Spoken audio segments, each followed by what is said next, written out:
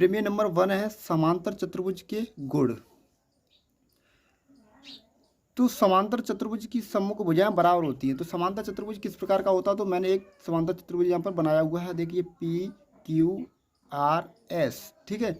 अब इसमें देखिए, इसमें सिद्ध करना है कि इसकी सम्मुख भुजाएं बराबर होती हैं। जैसे PS की सम्मुख कौन सी है, QR है।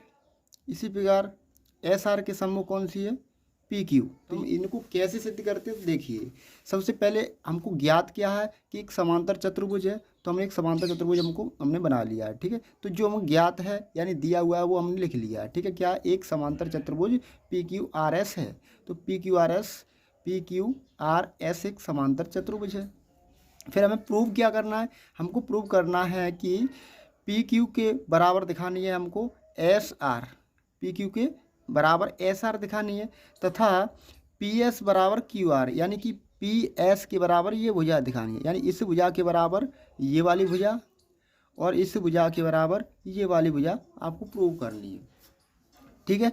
फिर रचना में हम क्या करेंगे, रचना में हमने एक विकर्ण खींच लेंगे सबसे पहले, यानी कि PR को हमने मिला दिया, ठीक है। या फिर आप इसको विकर्ण को भी ले सकते हैं, एक विकर्ण खींचना है, कोई भी एक विकर्ण खींच सकते हैं, ठीक है।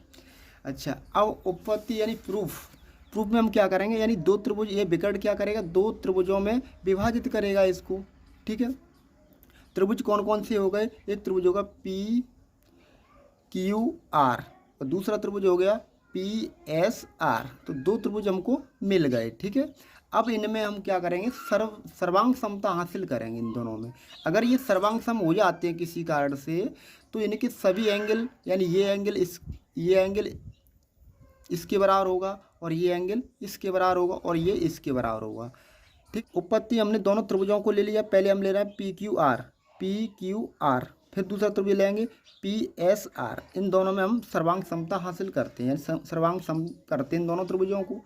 सर्वांग सम करने से क्या हो जाएगा, इनकी भुजाएं बराबर हो जाएंगी। अगर इनकी भुजाएं बराबर हो जाएंगी, कौन सी, सम्मुख भुजाएं। चलिए देखते हैं। तो ये त्रिभुज PQR और PRS में, ठीक है, PQ ये कोण है, इस कोण के बराबर, ये ब्लैक वाले कोण है ना, इसके बराबर है PRS के। PRS कौन सा, PRS इस कोण के बराबर है, क्योंकि एकांतर कोण बनना है। जैसे जो दो समांतर रेखाएं हों, एक तिर्यक की रेखा इस तरह से काटे, तो ये वाला कोण इस कोण के बराबर होगा, नहीं होगा, होगा। इसी प्रकार ये वाला, अब इनके बीच में एक भुजा देखिए PR, दोनों में PR बराबर RP, तो दोनों में यही भुजा उभयनिष्ठ है, यानी कि कॉमन है।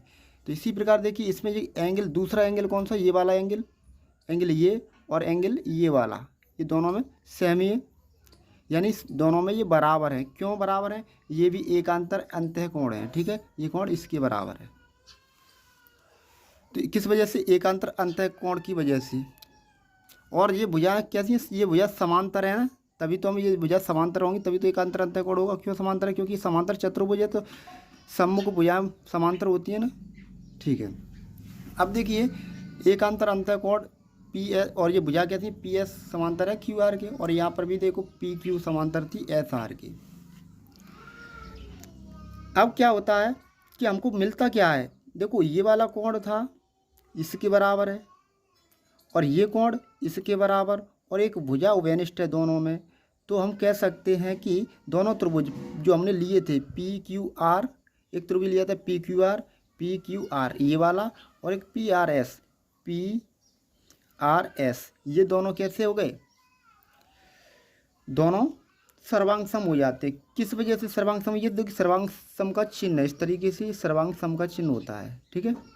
और चिन्ह अगर ऐसे लगा हुआ है तो ये समरूप का चिन्ह होता है, ठीक है। तो दोनों त्रिभुज सर्वांग सम हो गए। किस वजह से, एंगल साइड एंगल, यानी कोण भुजा कोण सर्वांग समता नियम से, प्रॉपर्टी होती है उससे, ठीक है। तो PQ, अब फिर हम क्या कह सकते हैं, देखिए ये कोण इसके बराबर है और ये कोण इसके बराबर है, तो ये वाला कोण भी तो इसके बराबर होगा, क्योंकि CPCT से सर्वांग सम त्रिभुजों के संगत भाग बराबर होते हैं। अच्छा, तो भुजाएं भी संगत बराबर होंगी, अर्थात इस भुजा के बराबर ये होगी या फिर इसके ये बराबर होगी, ठीक है, इसके ये बराबर, इसके ये बराबर होगी। ठीक है, तो इस तरीके से ये संगत भुजाएं बराबर हो जाती हैं। जैसे लिखा हुआ है पी क्यू के सामने एक भुजा ये और एस आर, ठीक है, और पी एस इसके सामने की भुजा ये वाली बराबर है। तो इस तरीके से ये सिद्ध हो जाता है प्रमेय। ठीक है।